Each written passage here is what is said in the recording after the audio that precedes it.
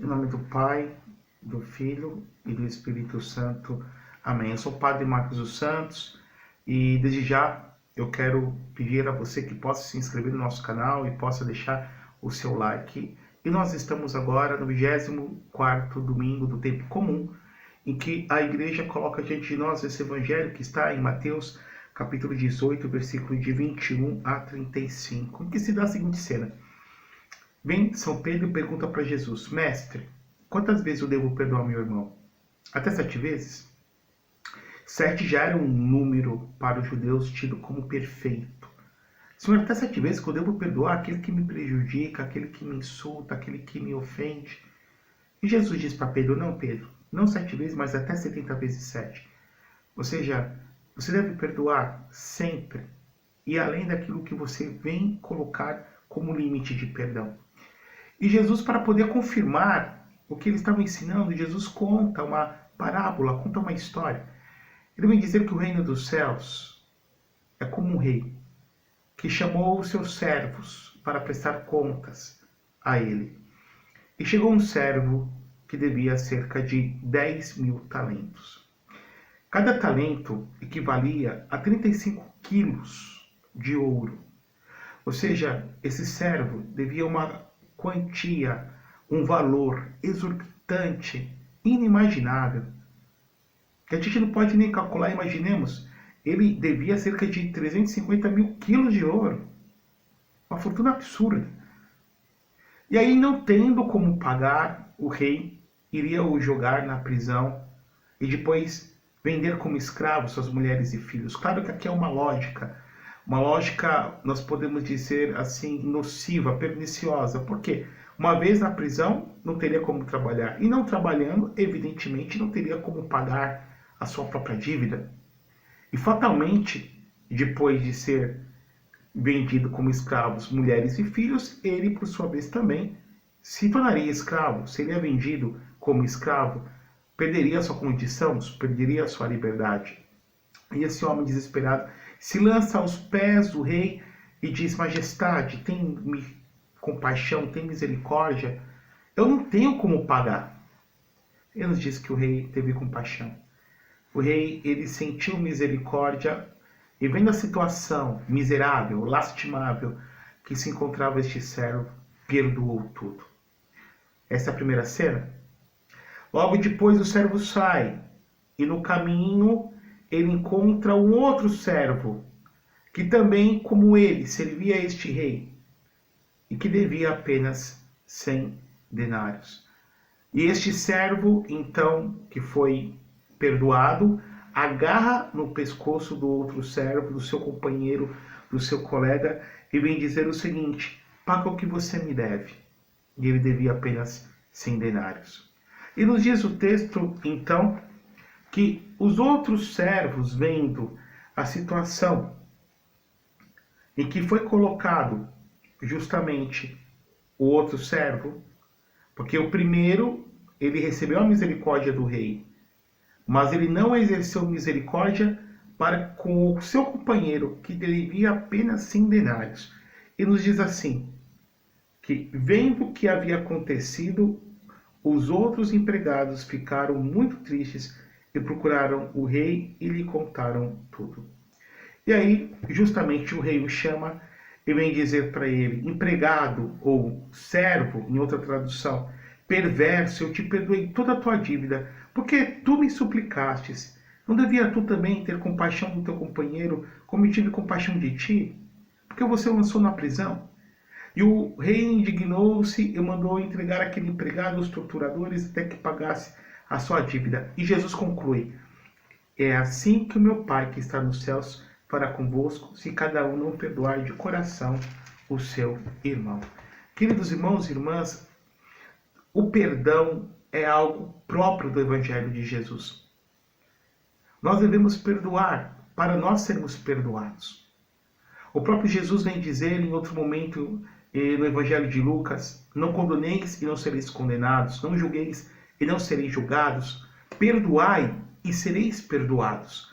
Quando nós vamos ler também a oração do Pai Nosso, que Jesus ensina a cada um de nós, No texto original está escrito: perdoai as nossas dívidas, como nós perdoamos os nossos devedores.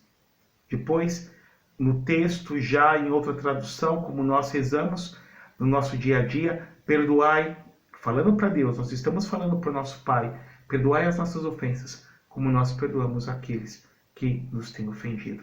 Jesus, ele vem falar e Jesus vem ensinar com a sua própria vida o perdão. Quando Jesus é pregado na cruz, naquele momento que os cravos entram, penetram sua carne, o ligando ao madeiro da cruz, Jesus vai dizendo: Pai, perdoai-lhes porque não sabem o que fazem. Jesus não apenas perdoa, como Jesus também nos desculpa diante do seu Pai. Eles não sabem o que fazem. E o próprio Santo Estevão, como nós vamos ler também, o primeiro mártir, diácono da igreja, quando ele é arrastado pelo sinédrio e já sendo lapidado, apedrejado, ele diz: Senhor Jesus, recebei o meu espírito. E vem dizer: perdoai-lhes, porque eles também não sabem o que fazem. Ou seja, queridos irmãos e irmãs, o perdão é essencial. Se nós queremos ser perdoados por Deus e nós temos essa necessidade, é necessário também que nós venhamos a perdoar aqueles que nos prejudicaram, aqueles que nos ofenderam. Nesta parábola que Jesus contou, fica bem evidente que este rei é Deus. E que este servo que deve essa fortuna incalculável somos cada um de nós.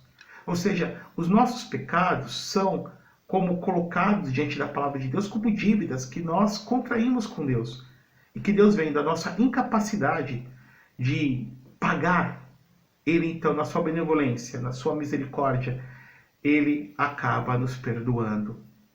A gente sabe, quando nós pecamos, mal a gente se arrepende, mal a graça de Deus toca em nossos corações e o Senhor já vem ao nosso encontro, perdoando-nos. Até porque essa dívida incalculável que nós devíamos, o próprio Jesus Cristo já pagou no madeiro da cruz. Ele pagou o preço, a dívida que nós não poderíamos pagar. Mas, queridos irmãos, o que nós devemos fazer para perdoar? Primeiramente, de nós termos em mente que o perdão não é sentimento. O perdão é um ato da vontade, também é sentimento, mas não é só sentimento, é um ato da vontade. O perdão é como o reverso do amor. Quanto mais se ama, mais nós perdoamos. Quando nós vemos, por exemplo, um pai e uma mãe que amam seus filhos, evidentemente, e um filho apronta, comete horrores na sua vida, quantas loucuras, e de repente este filho mal mostra um arrependimento e o seu pai e sua mãe já o perdoa tão prontamente. E por que o perdoa? Porque o ama. O perdão é sempre proporcional à medida do amor. Mas nós sabemos, queridos irmãos, que quando nós somos feridos, quando nós somos traídos, quando acontecem coisas na nossa vida que nos machucam, naturalmente nós somos humanos, nós vamos gerando ressentimentos e mágoas, mas é necessário que nós perdoemos. Primeiro, porque Jesus mandou. Segundo, para que nós possamos ser livres. Quando nós guardamos esse sentimento, mágoa nos nossos corações, primeiramente fazemos mal para a nossa própria saúde mental e física. Segundo, quando nós guardamos mágoa, ressentimento no nosso coração, sem a vontade mínima de nós liberarmos perdão, os nossos pecados não são perdoados. Uma coisa é você dizer assim: Padre, eu tenho dificuldade de perdoar, eu quero perdoar, mas não consigo. Outra coisa é você falar: eu não quero perdoar. E se você não quer perdoar, querido irmão e irmã, fatalmente você não será perdoado, como diz na primeira leitura que a igreja nos propõe, em Eclesiástico 27, e versículo 2, perdoa a injustiça cometida por teu próximo, assim quando orares, teus pecados serão perdoados. Quando nós perdoamos, os nossos pecados são perdoados. Quando nós perdoamos, as nossas orações são atendidas, as nossas orações vão passar do teto da nossa casa. Mas, evidentemente que primeiramente eu devo ir perdoando, queridos irmãos, de boca. Porque à medida que eu vou perdoando de boca, eu vou dando uma ordem para minha mente e para o meu coração para também perdoar. Porque as feridas emocionais, elas demoram para poderem serem cicatrizadas. Depois nós devemos ter sempre em mente que o perdão é uma graça. Ou seja, eu devo pedir ao Senhor a graça de poder perdoar. Eu devo pedir ao Senhor que possa pôr seu coração no meu coração. A graça de realmente poder perdoar e amar essa pessoa com o coração de Jesus, não com o meu coração. E pouco a pouco, evidentemente, nós vamos liberando o perdão e a nossa vida vai ser abençoada. Evidentemente que não vai ser apagada a nossa memória. Se uma pessoa fez mal para mim, se uma pessoa realmente de alguma forma me causou dano, isso fica registrado na minha mente. Mas aquele ressentimento, aquela dor, aquela vontade de ver o mal do outro vai passando. Um grande indício para nós sabermos se nós perdoamos ou não é quando nós rezamos pelo bem dessa pessoa. Porque quando nós rezamos, nós estamos desejando diante de Deus a salvação, o bem e que todas as bênçãos de Deus possam realmente serem derramadas na vida dessa pessoa. Algo que nos ajuda a perdoar também é nós refletirmos a paixão de Jesus, fazermos uma boa via sacra, de meditarmos a Virgem Maria aos pés da cruz, que perdoou aos algozes do seu filho, ou seja, perdoou aqueles que crucificaram a nosso Senhor Jesus Cristo. Por fim, para poder fechar essa reflexão, eu queria comentar com vocês rapidamente sobre a vida de uma grande santa. Eu posso dizer que é a Santa do Perdão, Santa Maria Goretti. Santa Maria Goretti nasceu no dia 16 de outubro de 1890, na cidade de Nettuno, na Itália, e faleceu no dia 6 de julho de 1902. Então ela faleceu com cerca de 11 anos incompleto.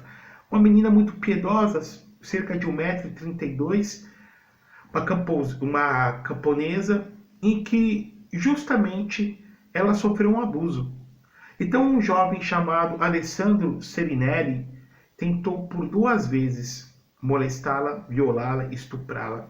E na segunda vez, esse homem evidentemente não tendo sucesso nas 2 tentativas, e muito menos na última tentativa, ele, cheio de ira, ele tira uma faca e ele esfaqueia essa jovem, essa menina, com 14 facadas. Essa menina, ela vem dizer: olha, eu não aceito ser violada, eu não quero ser violada, eu não vou ceder, né, aos seus propósitos, porque eu vou guardar a pureza. Mas, à medida que ela foi sendo esfaqueada, ela foi pedindo que aquele jovem parasse. E quando ele saiu, ela toda ensanguentada, fraca, é levada ao hospital ainda com vida. E os médicos e enfermeiras escutaram da boca de Maria Goretti que ela oferecia. Ela sabia que ia morrer, ela sabia, mesmo com uma tenridade, mas devido à situação dos seus ferimentos, que ela iria morrer, ela oferecia aquele sofrimento, oferecia sua vida pela conversão do seu assassino, pela conversão daquele que queria estuprá-la. E ela disse: eu o perdoo. E depois ela veio a óbito, veio a falecer. Mais tarde, conseguiram prender esse homem, ele foi preso. Ele ficou preso cerca de 30 anos. Nos primeiros anos ele se mostrou recalcitrante, com coração duro, totalmente alheio ao sacrifício e à morte dessa inocente menina. Mas depois que ele saiu, tocado pela graça de Deus, sabendo que ela, ao morrer, estava o perdoando, ele foi procurar a mãe da menina, que ainda se encontrava viva, Dona Assunta. Procurou-a. E aquela mulher, com lágrimas nos olhos, disse: se a minha filha morreu te perdoando, eu também te perdoo. E os dois foram juntos à Santa Missa. Ele pôde fazer sua confissão e ele pôde receber com a mãe da menina a Sagrada Comunhão. Que coisa tocante. O mais bonito de toda essa história é que ele, tocado pela graça de Deus, depois entrou na ordem dos capuchinhos e levou uma vida de penitência até o fim da sua vida, pedindo perdão ao Senhor dos seus pecados, agradecendo o perdão que ele recebeu dessa santa, dessa menina, e veio a falecer em 1970. O bonito é que ela foi beatificada por Pio XII em 1947, foi canonizada em 1950 pelo mesmo Papa, Papa Pio XII, e esse homem esteve presente na canonização dessa menina que ele tentou estuprá-la, Santa Maria Goretti. Nós podemos ver na vida dela a força do perdão, o que o perdão faz, de converter um homem pervertido, um estuprador, que acabou dizendo, como dizem os biógrafos, acabou falecendo como que em odor de santidade. Perdoemos sempre, queridos irmãos. Muitas das vezes nós não perdoamos por conta do nosso orgulho, da nossa vaidade pessoal, por acharmos que somos melhores que os outros.